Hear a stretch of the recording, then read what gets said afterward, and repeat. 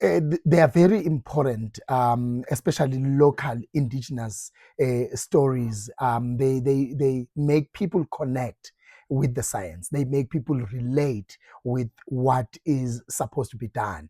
It doesn't sound like it's something far away from them. In my engagement on the research that I did in the SADC region, that I'm still doing, I interacted with over 400 young people in 13 universities in 8 countries, and what I heard is exactly what you are asking, that young people felt like they are not connecting because this sounds like far away from them. So the storytelling, especially in their indigenous language and in a way that they will understand, is very important in mobilizing climate action.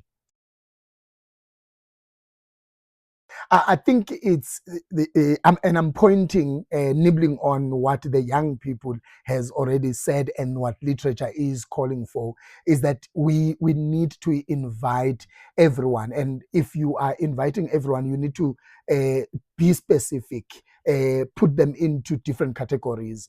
Don't speak as if you are speaking to everyone. Know who you are speaking to, and that will shape how you speak, the language you are going to use, the way you even speak about these kind of things. So I think young people, they've indicated that they get excluded, not necessarily that they don't want to be there, but how these things are presented, it kind of exclude them.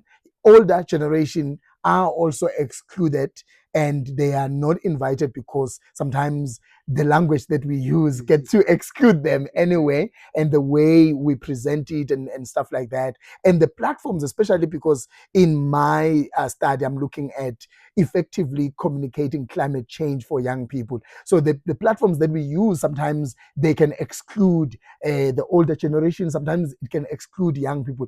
It was fascinating that young people were saying, use TikTok, use or Instagram, you find us where we are. Don't try to pull us and bring us to Channel Africa. Don't try to bring us here. Find us where we are and disseminate the information there.